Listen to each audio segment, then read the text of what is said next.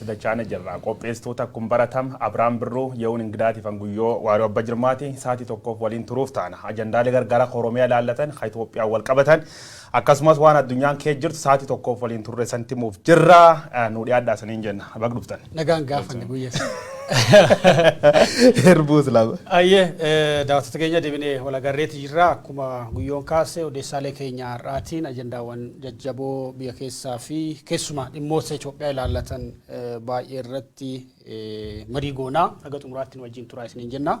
Ajandaan keenya jalqabaa piroojeektii masaraa haaraa Abiy Ahmed karoorsaa jiru ilaalchisee yaaddoo hawaasi naannoo piroojeektiin kun itti karoorfamaa jiru qabuu fi haala qabatamaa biyyattii wajjin wal qabsiisee piroojeektiin kun ammatti piroojeektii dursi kennamuufiidha kan jedhu irratti bal'aa goona.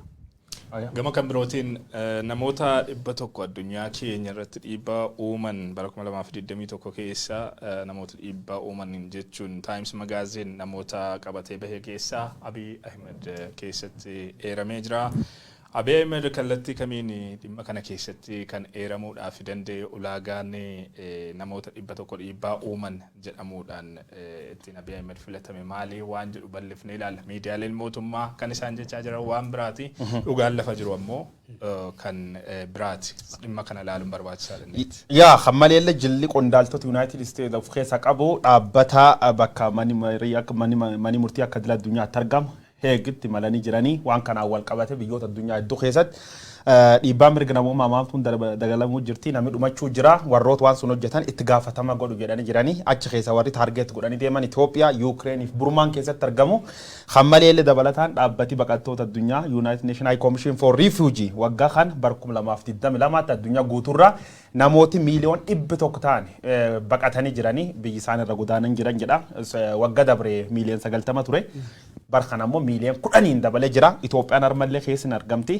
Talle balinaan irra dubbanna. Ag xumur sagantaa kennaa nu daawwadha jenna Facebook, YouTube fi akkasumas dabalataan televiziyoonii Oromiyaa Miidiyaa Neetwoork gubbaa warri nu hordofuu jirtan yaada keessan nuun ga'uun dagatinaa jenna. Dursine ammoo ajandaalee gaggabaaboo qabna. Abrahaam Sibilmaatti jira. Dhimma jajjaboo duratti odeessa gaggabaabaa qabnuun Koloneel Gammachuu Ayyaanaa har'a manni murtii federaalaa dhaddachi jibbaataa mana murtii waliigalaa federaalaa akka gallakkifaman ajajeeti jira. Poolisiin Oromiyaa maaliif akka Koloneel Gammachuu Ayyaanaa hidhee manni murtii kun gaafatuudhaaf waamicha godhee ture. Poolisiin Oromiyaa dhaddacha irratti hin argamne. Maaliif akka Koloneel Gammachuudhaan illee deebiin kennine jechuudha. Haa ta'uutii guyyaa har'aa dhaddacha oolen manni murtii waliigalaa federaalaa dhaddachi jibbaataa sadaffaan Koloneel Gammachuu Ayyaanaa akka gallakkifamu murteesseeti jira. Kaleessa kaasee suurota miidiyaa hawaasaa naanna'aa turan argaa turtan Koloneel Gammachuu harka isaanii cancalaan hidhamanii mana murtiitti dhiyaatan argaa turre. Baay'ee suura nama sukkanneessu ture. Odeessa kan biraa gabaabaa dhiyeessinuun hiikamaniiru agayoonaa odeessa qabnuun hiikamuu isaanii hin dhageenye. Manni murtii yeroo irra deddeebiin ajaja akkanaa kennaa ture. Poolisiin Oromiyaa mana murtii keessa mana hidhaa keessa tursiisuudhaaf dirqamuu isaanii ni yaadanna. Kanumaan irra dabarraa kan biraa naannoo Beenishaangul Gumuz godina Kamashii magaalaa guddoo godinichaa Kamashii keessatti guyyoota 3 walitti aananiif agayoonaa teelee fi tajaajilli baankii hin jiru kan jedhu odeessi gamasii nu gaheeti jira. Godinni suni akkuma godina Matakkal Unkurama keessa godina turedha. Gara buqqaatota 30 ta'antu gargaarsa barbaada godinicha keessatti. Kanumaan bira dabarraa odeessa gabaabaa yuuneen qabuun jira. Tole gama kan biraatiin hiriirri mormii uummata Oromoo bakka bakkatti dhumataa jiruu fi sagalee ta'uu iddoo garaagaraatti geggeeffamaati kan jiru biyya keessattis biyya alattis jechuudha. Biyya keessaa keessuma bahaa Oromiyaatti irra deddeebiidhaan argaati kan jiru dheengaddaa gabaasnee turre aanaa dirree xiyyaaraa kanuma naannoo magaalaa Harar jirtutti hiriirri qeerroo muraasaan geggeeffameeti kan inni jiru. qeerroon kun amma lakkoofsa muraasaa ta'an malee ergaa isaanii ijoo kan dhimma uummata Oromoo irratti fuulleffatan kan dhumaatii Oromoon yeroo ammaa qeesaa irratti argaa jiruuf sagalee ta'u gochi kun akka dhaabbatuuf gaafachuu irratti fuulleffatan akkasumas gaaffilee uummata Oromoo garaagaraa irratti gaafatan bahaniiti kan isaanii turani achuma naannoo magaalaa Harar aanaa Suufii jedhamutti immoo hiriirri kun itti geggeeffamuu odeeffannoon nu qaqqabe ni mul'isa. Hiriira kana irrattis qeerroon kan aanaa dirree xiyyaaraa caalaatti bal'inaan hirmaachuudhaan uummanni sagalee isaa dhageessisaati kan inni ture. Ajjeechaan jimlaa Oromoo irraa haa dhaabbatu, qe'ee Oromoo gubuun haa dhaabbatu, hidhamtoonni siyaasaa haa hiikamanii kan jedhanii fi gaaffileen Oromoo biroon bal'inaan irraa dhagahamaa turanii jiru hiriira kanarra. Hiriirri kun biyya keessa qofa osoo hin taane magaalota gurguddoo addunyaa keenyaa irratti illee geggeeffamaati kan inni jiru. Londanitti geggeeffamee ture hiriirri kun biyya Noorweechis haaluma wal fakkaatuun deemuusaa quba ni qabna. Gama Kanaadaatiin Edmontonitti hiriirri guddaan geggeeffame uummata Oromootiif sagalee ta'uu irratti diiyaasporaan akkuma kanaan dura tumsa isaanii bahaniiti kan isaanii jirani. Dirqamni irraa eegamu diiyaasporaa irraa uummata isaaniitiif sagalee ta'uu fi qabsoo Oromoo jajjabeessuudha. Kana gochuu irratti kan argamu hawaasni diiyaasporaa Oromoo magaalota addunyaa garaagaraa irratti argamu. Biyya Ameerikaattis haala wal fakkaatuun hiriirri geggeeffamuu quba qabna. Minisootaa fi iddoowwan birootti jechuudha. Awustiraaliyaatti illee hawaasni Oromoo biyya Awustiraaliyaa adeemsa wal fakkaatetti jiraachuu isaanii odeeffannoo qabna. Egaa haalli kun jabaatee akka itti fufuus carraa kanaan waamicha dabarsuudha kan barbaannu. Gama kan biraatiin odeeffannoon gabaabaan gama kootiin jiru yaada hoogganaan waajjira biltsiginnaa Oromiyaa Fiqaaduu Tasammaa dhimma araara biyyoolessaa marii biyyoolessaa jedhamee deemu wal qabsiisanii kaasan irratti kan fuullefatudha. Egaa hoogganaan waajjira biltsiginnaa kun dubbii isaanii kan adda taasisu tokkoffaa poozishinii isaan qabatanii jiranidha. Hoogganaa waajjira biltsiginnaa damee Oromiyaati. Lammata immoo dubbii isaan kanaan dura caffee keessatti ifatti ba'anii dubbataniin wal bira qabdee gaafa ilaaltu dhimmi kun xiyyeeffannoo akka argatu kan taasisudha. Namni kun nama ifaan ifatti ba'ee yaa'ii caffee irratti uummata Oromoo irratti duguuggaa sanyii labsee turedha Fiqaaduu Tasammaa. Kanaan dura ni yaadanna yeroo hedduus irraa dubbannee turre. Waraana bilisummaa Oromoo ni balleessinaa. Waraana bilisummaa Oromoo balleessuuf ammoo uummata naannoo waraanni bilisummaa Oromoo keessa socho'u keessa jiraatu dhabamsiisuu qabna. Galaana gogsinee qurxummii balleessinaa jechuudhaan ifatti nama dhaadatedha. Amma immoo yaada ejjennoo faallaa calaqqisiisu wayii waan dubbate fakkaataa asirratti.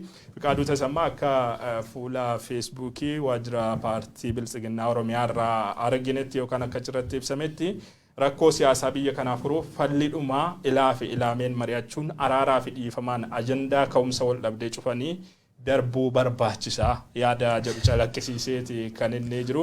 Egaa kana kan goonu ammoo marii biyyoolessaatiin jedha obbo Fiqaaduu Tasammaa. Kanaaf qophii barbaachisu gochuutu nurraa eegamaa yaada jedhu calaqqisiisee jira. Dhimmi marii biyyoolessaa mariidhaan rakkoo biyya sanaa furuu gaaffii uummata Oromoo, gaaffii uummata biyya sanaa, gaaffii uummata addunyaati kan inni ture. Garuu marii biyyoolessaa rakkoo biyya sanaa furuudhaaf danda'u geggeessuudhaaf ejjennoon biltsiginnaan ejjennoo dhabuun rakkoon kun akka itti fufu taasiseeti kan inni ture. Ammas afaaniin dubbatan malee ejjennoo mariidhaan rakkoo biyya sanaa furuudhaaf isaan dandeessisu, marii dhugaadhaan rakkoo biyya sanaa furuudhaaf dandeessisu qopheessuurraa ni ga'a jedhee yaadu hangama kootiin odeeffannoon gaggabaabaan jiru kana fakkaata. Fiqaaduu Tasammaa akkuma fakkaatetti galaan gulsinaa jedhee galaan illeen gogguu didee qurxummii illeen baduu didee afaanum lafaan dhaanaaf waan kan jedhe malee akka inni irraan ta'in hin beeknaa jechuudha. Gabaasuun wal fakkaataa waajjira paartii biltsiginnaa Oromiyaa gubbaa bayeen kargineen itti gaafatamaan sab qunnamtii paartii biltsiginnaa Itoophiyaa Dr. Risaanii garee finxaaleeyyii guutuu balleessin malee nagaan Itoophiyaan dhufedha. Fiqaaduu Tasammaa nagaan nu barbaachise. Kaan ammoo asumatti hin balleessinaa dhaadachuu jira jechuudha. Kaab Itoophiyaatti yookaan Oromiyaa bakka gargaraatti waraanitti fufee jechuudha. Marii biyyoolessa sanaaf qaamii adda dureen barbaachise dhan irra gaman tokko adda bilisummaa Oromoo qondaaltota adda bilisummaa Oromoo kolonel Gammachuu Ayyaanaa dabalatee mani murtii jibbaata jechuun Itoophiyaa armaan duun mani murtii dhibeen hin jiru jechuudha. Ammallee gadi akka sa'aatii odeeffannoo tan kennuu jirruuti gadi dhiifame waan jedhan dhaga'uutti hin jirru keessa bahuun duratti odeeffannoo gam kiyyaan jirtuun waraan kaab Itoophiyaatiin wal qabate jidduu tan keessa waggootaa fi olmos wagga lamaaf deemuu jiruun loltooti TPLF loltooti Shaabiyaa loltooti Itoophiyaa Amaara kee jiraachuun hin beekama. United Nation armaan dura loltooti Soomaaliyaaleen achi keessatti hirmaachuu qorannoo godhee ragabee jira. Aksumitti uummata nagaa ajjeesuu keessa harka qabaachuu ragabee jira. Pirezidaantiin dhiyoo tanan gorra darbatan Ab Farmaajoolleen loltoota kumshanii trainingi fi Eertiraatti erguu ragabee amanee jira. Loltoosullee gar biyyaa deebisaa hidhee jira. Kanaafuu loltooti Soomaaliyaallee waraana Itoophiyaa keessatti hirmaatti jettee Khatiipellee himata akkasumas United Nation jedhe dhugaa fakkaachuu inooltuu jechuu jiru odeeffannoo teembaballoo kallattiin dabarra Abrahaam Garkan jedhu masara mootummaa birrii biiliyoona 49tiin jaaruu fi jedhan bilisiginaa. Waa'ee masaraa mootummaa haaraa karoorfame kana odeessaalee keenya gaafa guraandhala 26 baruma kana keessa mari'anneen kaafnee turre yaaddoo piroojeektiin kun qaqqabsiisu piroojeektiin akkanaallee karoorfamaa akka ture ragaadhaan deeggarree daawwattoota keenyaaf dhiyeessinee turre akka waliigalaatti tibbana piroojeektiin kun qabiyyeen isaa maal akka ta'e bajetaa gamii akka barbaaduu fi yeroo hagamii akka fixu miidiyaalee Itoophiyaa reefu kan baasaa jiranii kun Feebruaarii 26 guraandhala 26 waa'ee adeemsa piroojeektii kanarratti ragaa amma lafarratti agarru bu'uura godhachuudhaan kan ji'a lama dura OMN odeessaa ture keessaa kan malaalaa jirtan tokkodha. Masaraan haarawaan kun naannoo kutaa magaalaa Eekkaatii ol kaaba Finfinnee kaaba baha Finfinnee lafa guddaa irratti piroojeektii karoorfamedha. Warri piroojeektii caakkaa piroojeektiidhaan waajjirri ministeera muummeedha. Birrii biiliyoona 49 akka fixuudha wal birrii doolaara Ameerikaatiin gara biiliyoona tokkootiidha riippoortar gaazexaanii. Piroojeektiin kun haaromsaa taane piroojeektii guddaa meegaa piroojeektii jedhamee maqaan isaa ka'aati jira. Gara hektaara 503 irratti karoorfamuusaa galma guguddaa qabaa haroowwan namtolchee artificial lake gara 3 qabaa manneen ministeerotaa qabaachuullee warri keessa beekan nutti manii jiranii daandiin dheeraan piroojeektii kana keessatti karoorfamuusaa piroojeektii waggaa 10 akka ta'e maddi faayinaansii piroojeektii kanaa gam tokkoon mootummaa Itoophiyaa gam tokkoon immoo mootummaa United Arab Emirates akka ta'e dubbatamaati jira.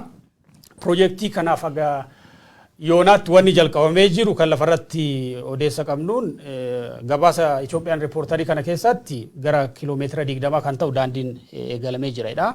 Daandii kana keessa immoo gara kiiloomeetira 9 xumuramuu hin kaasaa akkuma ji'a darbe ji'oota lamaan darbe Febraarii keessa isinitti agarsiifne daandiin kun isa kana jechuudha. Daandiin kun isa kanadha. Kana hordofee masaraan Minilik masaraa muuziyeemii ta'aa kan jedhudha. Egaa piroojeektoota biyyattiin ammatti piraayoritii kennuufii qabduudhaayii kan jedhu qeeqa guddaa kaasee jira. Addatti ibsuudhaaf bakka piroojeektiin kun itti geggeeffamaa jiru egaa namoonni Finfinneef naannoo ishee beektan hubattu jenneeti kan yaannu lafti guddaan bosonaan uwwifame Sandaafaadha kaasee hanga Buraayyuutti kan fuulla'u ni jira. Lafti kun erga daangeffamee waggaa tokko akka caaleedha jiraattotarraa odeeffannoon arganne kan inni mul'isu. Lafa daangeffame kana keessa qeen Oromoota ganamaa gandoonni Finfinneen akka magaalaatti hundaa'u isheetiin durallee turan kanneen akka akaakoo mana ganda akaakoo mana bichuu fi kanneen biroo hedduutu jiru lafa kana keessa. Bosonuma kana keessa hawaasni immoo mana ijaarratee jiraatu yeroo booda bifa ijaarsa seeraan alaatiinis lafti babal'atee jiru ni jira. Finfinnee keessaa Eekkaa qofa miti kan inni ittiin wal daangessu Gullalleellee sadarkaa olaanaadhaan akka hammatudha kan inni odeeffannoo qabu kan mul'isu. Gama godina addaa naannoo Oromiyaatiin ammoo aanaaleen kanneen akka Sulultaa kanneen akka Sandaafaa akkasumas gara Buraayyuutti illee kallattii sanaan illee kan jiran hedduun akka lafa kanaan wal daangessanidha kan beekamu. Egaa bal'ina isaatiin ajaa'iba Finfinneedhuma magaaluma Finfinneedha yuusi jechisiisaa jechuudhaan kan isaan ibsan namoonni kun lafti dalleeffamee jiru kuni jiraattotarraa gaa odeeffannoo qabnuun kan dubbannu sochiin masaraa kana ijaaruu immoo erga eegale hanga waggaa tokko akka ta'edha kan isaan nuuf kaasaa jiranii. Waan lafa kanarratti ta'aa jiru hin beeknu akkanuma qe'ee keenya waliin dalleeffachuu isaanii qofadha kan beeknu. Adeemsa keessa masaraa mootummaa haaraatu ijaarama naannoo kanatti nuun jechuutu eegalamee jechuudhaan wanti isaanii kaasanii ni jira. Akkuma atu jette kanaan dura nuti irraa dubbannee turre dhimma kana odeeffannoo hawaasa naannoo irraa arganne bu'uura godhachuudhaan haa ta'uti miidiyaalee Itoophiyaa biratti dhimmi kun ajandaa kan inni ta'ee bal'inaan irraa haasa'amaa jiru tibba kanadha. Egaa dhimmi kun akka inni xiyyeeffannoo argatu maaltu taasisaa wantoota jedhan dhimmoota gurguddoo lamaan tokko kaasuun barbaachisaadha jedheetanii yaada. Inni jalqabaan baasii ijaarsa masaraa kanaatiif ammatti ramadamee jirudha. Akkuma tuukaaste gara birrii Itoophiyaa biiliyoona 49 fixaa jedhameeti kan tilmaamamee jiru piroojeektiin kuni tilmaamamuu qofa miti ramadamee iyyuu haagi ta'e ramadamee iyyuu ittiin hojiin eegalchiifameeti kan inni jiru. Haalli qabatamaa yeroo ammaa biyyi keessa jirtu uummanni keessa jiru jiruuf jireenya hawaasaa keessa jiru gaaga'amni uummata biyya sanaa mudatee jiru harki tokko afuraffaan uummata biyya sanaa gaaga'ama namoomaatiif saaxilamee gargaarsa namoomaa eeggachuudhaaf wayitaa harka isaa gara addunyaatti bal'isee jirutti hongeedhaan waraanaan walitti bu'iinsa bakka bakkatti dhalatuun rakkoolee garaagaraatiin xaxamee yeroo uummanni biyya sanaa garatti goru dhabee qaala'insa jireenyaatiin danqamee jirutti Abiy Ahmed birrii biiliyoona 49 masaraa ijaarrachuudhaaf sochii eegaluunsa dhimma qeeqa guddaa hordofsiisaa jiruu fi dhimmi kun akka ajandaa ijootti illee akka irraa dubbatamu kan taasise keessaati. Inni lammaffaan akkuma jalqaba irratti kaase piroojeektiin kun lafa guddaa irratti kan ijaaramu ta'uudhaan wal qabate hawaasa qeef qabeenya isaarraa sababa piroojeektii kanaatiin buqqa'uudhaaf deemuudha dhimmi yaaddessaa ta'ee jiru ammatti dhimmi kun akka ajandaa ta'ullee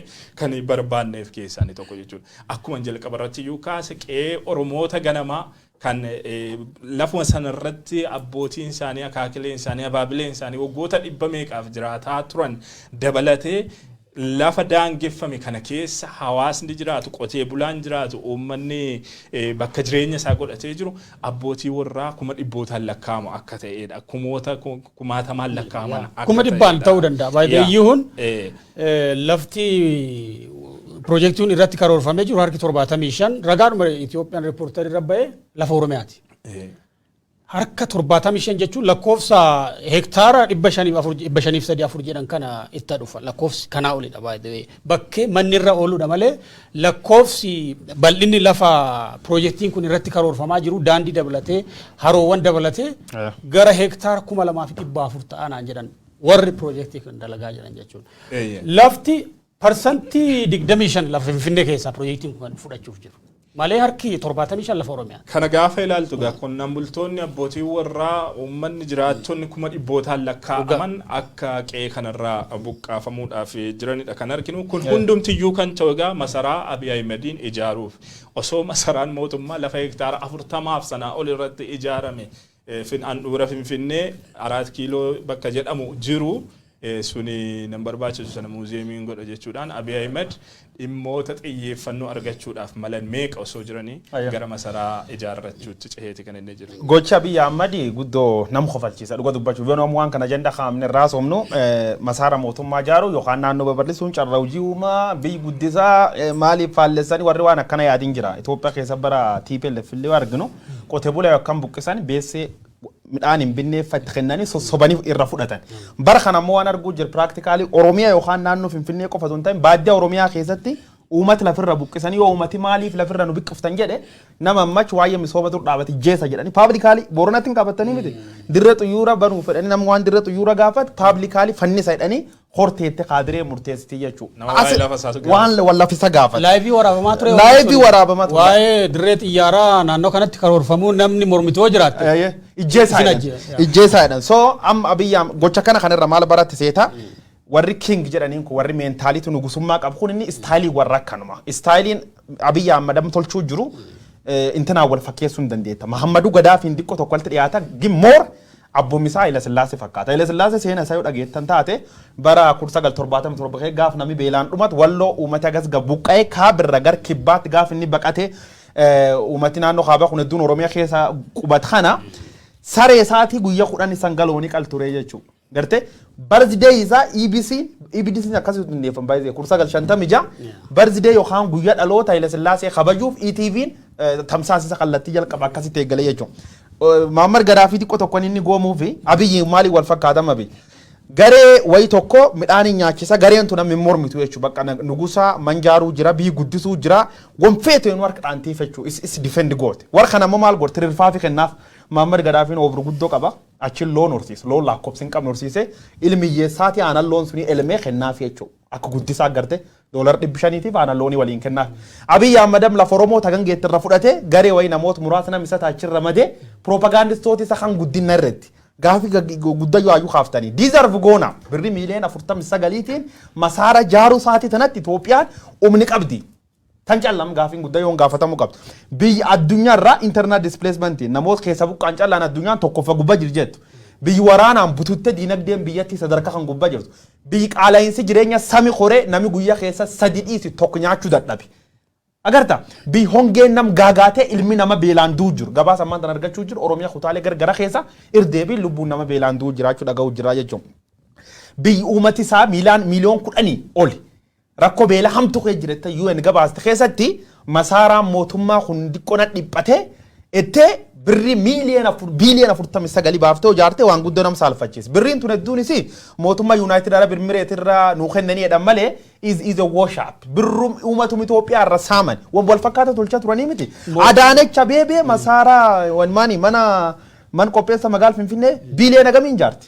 Almost wanni sun callaan ijaarameen gar biliyoon 6-7. Akkana miti? Biliyoon 2.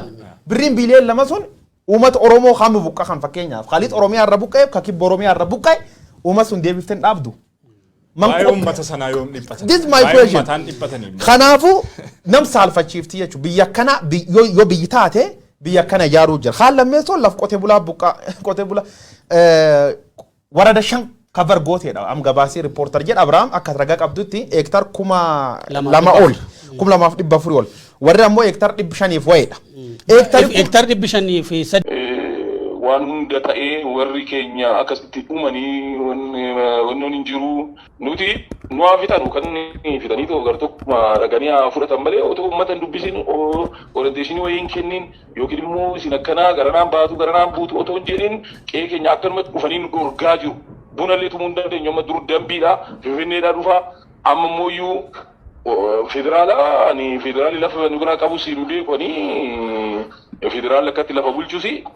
Kuni baay'ee nama mataa nama dhukkubsaa hin beeku kaanii. Yaada jiraattota naannoo piroojeektiin kun itti hojjetamu keessaa kan jiraata naannoo akaakuu mana bichuu ka'aanaa sulultaa jala jiraniiti kan dhaggeeffatanii deebitan daawwattoota keenya. Egaa Abiyyi Ahmed erga dhufee piroojeektoota leegjarii ta'an amma Unity Park gara biliyoona 500tti ba'ee birrii Itoophiyaatiin Masqal Square'itti kan hojjetame piroojeektiin sun gara biliyoona 2.5 jedha. Ragaan kun Shaggar piroojeektiin amma Shaggar River Project moo kan jedhan gara biliyoona 29 kan fixu kan amma karoorfamaa jiru hin jira. Piroojeektiin kun immoo birrii biliyoona 49 jechuun bajetii Itoophiyaa keessa gara tokko kurnaffaa something like that. Waan akkasii dhufa amma guutummaan piroojeektii kana yoo laaltu dhaabbata bosonaa fi bineensa bosonaa Oromiyaatiin kan bulu distriktii Inxooxxoo guutumatti cover gochuu kan danda'u. Barrakii kaasee haga dhufee Buraayyuu ga'u jechuudha. Bosonni Inxooxxoo kun walakkaan Finfinnee keessa jira, walakkaan naannoo Oromiyaa jala jira. Guutummaa kana cover godha jechaadha. Yoo laaltu amma piroojeektiin kun innumti karoora kana keessatti riippoortar kaase hektaar 504 waan sun 503 kuni masaraan Minilik si'a 13 ta'a. Masaraan Minilik hektaar 40 irra qubatee jira. Gara masaraan Minilik si'a 13 dhufa. Masaraan Minilik irratti erga masaraan kun egaa muuzeemii ta'e maaliif maallaqa haga kana irratti baasuun barbaachisa? Unity Park Addis Ababa River Project jedhanii maallaqa agasii irratti investi gochuun maaliif barbaachisa? Jalqabuma masaraa haarawaa kanatti maaliif investi hin godhamne jechuudha. Maallaqa biyyaa qusachuudhaaf barbaachisaa ta'e. Hektaarri waliigalaan piroojeektiin kun daandii dabalatee haroowwan leegjarii ta'an dabalatee karoorfame hektaara 2,400 akka dhageenyee jirrutti. Abiyyi Ahmed erga gara aangootti dhufee wanni guddaan inni milkeessa lamadha. Piroojeektoota leegjarii ta'an kanneen amma argaa jirru kanaa fi piroojeektii waraanaati. Haalli amma biyyattiin keessa jirtu dursa kan kennamuu fi qabu piroojeektii akkanaati kas jechisu tokko torban darbe kan haasawaa turre biyyattii keessatti namooti qe'ee isaaniirraa buqqaan gara miliyoona 5.1. Kanaan Itoophiyaan addunyaarraa tokkoffaa gubbaatti argamti. Kan biraa hongeen kutaalee Itoophiyaa bakka baay'eetti Oromiyaa jettaa, naannoo Sumaalee jettaa, bakkeewwan garaagaraatti namootaa fi beelada yeroo gaaga'aa jiru projektii akkasii akkamitti luxury projektii isayyuu projektii oomisha manufacturing goone bar productiin fidu projektiin kun servisiidha. Servisiin immoo biyyan guddisu baay'ee turizimiin addunyaa keessatti kufee jira yeroo sa'aatii ammaa kana. Industiriiwwan biyyatti yeroo itti cuccufamaa jiranitti at least public kan ta'e projektiin industiriidha mootummaan karoorsuu danda'u odoo jiraate projektii kanaan bakka buusuu odoo danda'e kan jedhu yaada nan qabaa.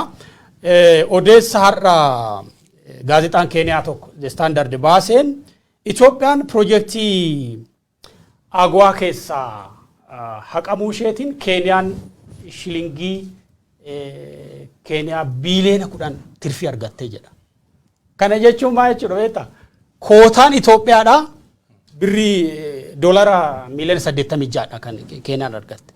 Kootaan Itoophiyaadhaa Keeniyaadhaa dabarfameet Keeniyaan Agwaarraa tirfii agasii argatte. Waliigalatti oomisha isiin gabaa Agwaatiif dhiyeessite osoo hin taane haga carraa Itoophiyaa isheen fayyadamtedha kan gabaasa gaazexaa isaanii kanarraa arganne. Walumaa galatti projektiin kun projektii baay'ee luxury kan ammatti biyyattiidhaaf hin barbaachifne sila projektiiwwan prioritiin biyyattii qabdu hedduu bakka turetti projektii karoorfamaa jira.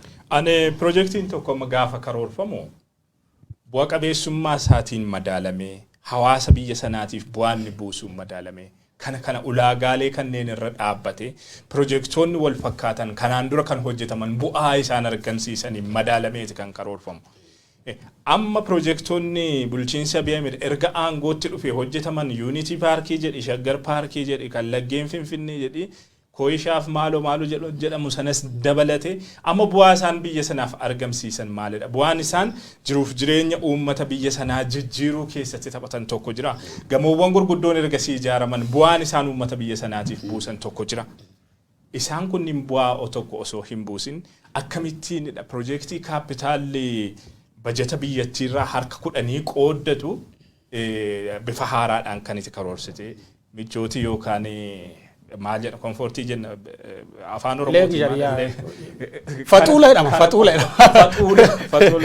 faxuula mataa keetii qofa yaaddee akkamittiinidha waan akkasii kan itti karoorsuudhaaf deemtu hamilee kamiinidha uummanni osoo beela'u osoo waan afaanitti geeffatu dhabu osoo qeensaa irratti gubatee qeesaa irraa buqqaafamaa jiru osoo rasaasa gidduutti danqamee bifa kanaan gaagaama hammaataatiif saaxilamee jiru garaa kamidha kan luxury si yaadu kan qananii si yaadu jireenya qananii jiraachuu kan si yaadu osoo hoogganaa waa'een uummataatti dhagahamu ta'e Abiy Ahmediif bulchiinsisaa waa'ee projektii kanaa yaadanii karoorsanii gara hojiitti seenuu mitiiti yaaduudhumaaf iyyuu hin danda'an turan osoo dhugaadhaan waa'een uummataa madaan uummataa rakkoon uummanni keessa jiru gaagaamni biyyi sun akka biyyaatti keessa jirtu osoo isaaniin hin dhukkubsa ta'e jarri kun warra qananii mataa ishee qofa barbaaddu warra badhaadhina labsaa badhaadhina dhuunfaa ishee qofa irratti hojjettu ta'uudhaan wal qabatee garuu qabeenyi biyyattii ammas hojiilee hin malleef oolaati kan inni jiru.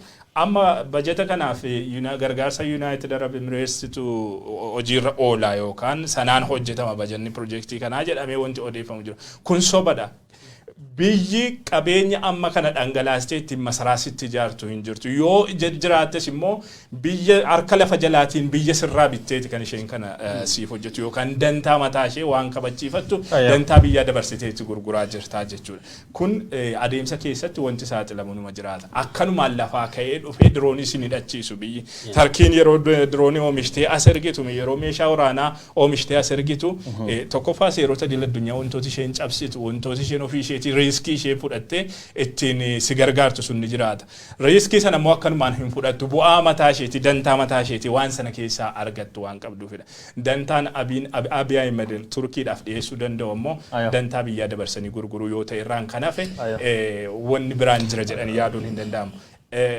Sanaan alatti deeggarsa sanaan alatti wanti bulchiinsi Abiy Ahmed amma gochaa jiru birrii akkanumaan oomishanii gabaa keessa gadhiisuuf projektoota kanneen fi ramadanii ittiin ijaarsisuudha. Birriin akkanumaan maxxanfamee gabaa keessa gadhiifamu kun ammoo jiruu fi jireenya hawaasaa irratti qaala'insa jireenya daangaa darbe qaala'insa jireenyaa akkaan hammaataa kan hawaasni biyyattii dandamachuudhaaf hin dandeenye irratti fe'eeti kan inni jiru. Egaa dhiibbaan isaa kallattii hundumaan kan mul'atudha jedhee yaadaan projektii akkasii irratti fuulleffachuun. Yaa akka waligalaatti wanni dalagamuu jira waan akka dubbattee ibsitullee namatti ulfaatu. Generally nami tokko yoo birri kudhan kiisii qabaate birri kudhanan sun saatii leeg jarataa tolchuu dura ganame qursii nyaata garaa dursa priority jireenya kan keessatti ati miinda argattu waan argachuuf katama baate waya bareeddu argatte achuma keeyyattee hin deebitu irra madda khira manaati maalta na barbaachisa ijoolleeti yaana maaniin bita waan cuuf laf keette waan irra siyaa fee leeg jari bitat Itoophiyaan ammoo maal seeta beesse qabdi cufa gocha kana kunini capitalism socialism communism waan jedhanii yoo wal qabde laalte Itoophiyaan amma addunyaarraa selfishism waan jedhan gubbaa waan dhaqqabdi na fakkaata communism keessatti warri Faristi kun kam gurgurdat kunini falaasam isaanii keessatti common life qaban common life in a sense biyyittiin sun akka biyyaa fakkeenyaaf Raashiyaa ta'uu dandeetti yookaan Chaayinaa ta'uu dandeetti qabeenyi si trillion tokko ta'e trillion tokko suni divide to uummata biyyattii ka qabdu suni qoodanii manii abba qabeenya tokko yoo buddeena tokko nyaati warri qabeenyi hin qabne ammoo buddeen gimmaasha latu isaati nyaachuu qabedhanii akkuma sadarkaa isaaniitiin koomanii uummata biyyattii wal qixxee sooru. Sooshaalizimii jechuuni sooshaalizimii akkanatti ibsanii nami loon sadii qabu loon sadeen keessa tokko mootummaan irra fuudhee nami hin qabne kenne loon lama isaaf harka caala kennanii yookaan persenta 100 keessa 60 kennanii fi 40 warri hin qabne qoodan.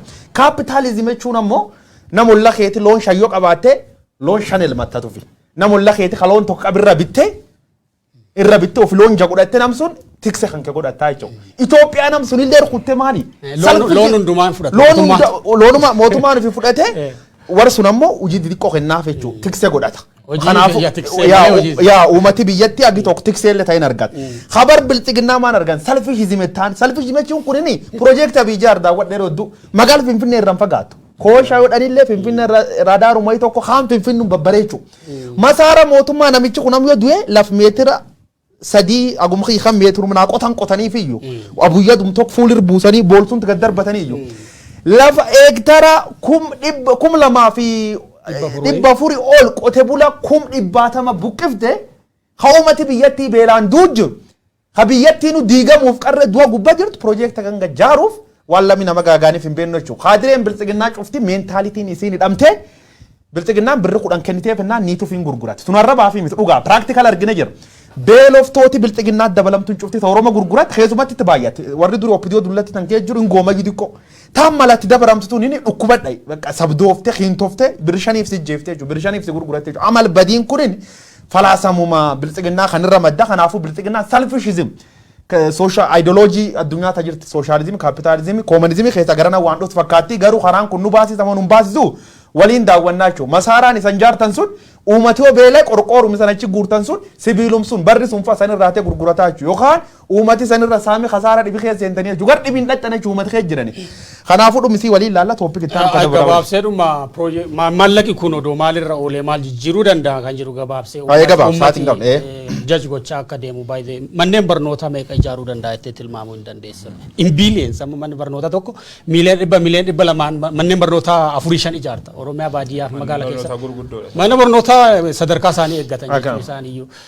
Kan biraa mootummaan naannoo Oromiyaa irra deddeebiin tiraaktaroota nutti agarsiisu tokko jira. Piroojeektii magaalaa Finfinnee irratti karoorsitu kana keessa biileenuma tokko tiraaktara Oromiyaaf osoo ramaddee tiraaktara qonnaan bulaa Oromiyaatiif osoo ramaddee baadiyyaa Oromiyaa waggaa tokko keessatti diraamaatikali jijjiiruu akka dandeessu naa gala. Karaa biraatiin kutaalee Oromiyaa baay'ee keessatti Oromiyaa qofa osoo hin taane akka biyyaatti hongeen kan miidhamaa jiru bakkee laggeen keessa yaa'ani. Kibba Oromiyaa Gujii lafa baay'eetti laggeen guguddaatu keessa yaa'a. Baha Oromiyaa Baalee laggeen baay'ee qabdi. Naannoon Sumaalees laga Awaash dabalatee laggeen kan biraa qabaachuu danda'a. Piroojeektooti misooma jallisii guguddoon biyya san keessatti oomishtummaa qonnaa hedduu dabaluu danda'anii fi magaalaa fi baadiyyaa biyyattii sooruu danda'an karoorfamuu osoo danda'anu sababa bishaan irratti misooma hojjetteen immoo namallee beeladallee hongeerraa baraaruu qofa osoo hin taane baadiyyaa fi magaalaa sooruu rakkoo amma dhufe kana for the last time yeroo dhumaatiif balleessuu osoo dandeessu piroojeektoota magaalaa keessatti amma Unity Parkii fi Shaggar Parkiin erga ijaaramanii Wamaan buusan. Maal buusan? Waajjira Daalacha Beebee biiliyoonii lamaan suni Booranatti bishaan billiqqoo qabaanan sun laga daawwaa irraa ittise uummati Oromiyaa guutuu hongetan irraa seef godhuu hin danda'u. Yeroo tokkoof miti barseef kan godhu bara baraan uummata kana hiyyummaa keessa baasuu piroojeektii itti dandeessu osoo akkasitti yaaduu dandeessa jechuudha. Piroojeektii magaalaa irra karoorfamu magaalli irra caalaa indaastirii fi sarviisiidha. Oomishi kan jiru production kan jedhamu baadiyyaa keessa. harki caalaan uummata biyyattiis baadiyyaa keessadha. Maaliif piroojeektooti gara caalaa magaalaa qofa irratti ka xiyyeeffatanii jiran? Maallaqi guddaan Finfinnee fi naannoo asee qofa irratti maaliif dhangala'aa kan jedhu gaafii guddoo namni hunduu gaafachuutu irra jiraatudha. Waraanaa wajjin wal qabatees odoo maallaqi kun riihabiliteeshinii deebisanii damdamachiisuu, riibiilding deebisanii ijaaruu irratti odoo invest ta'e biyyattii san bu'uura irraa hin jijjiira. Damdamachiisuu danda'a yaada jedhuun qabaa. Yaada armaan dura gaafa Finfinnee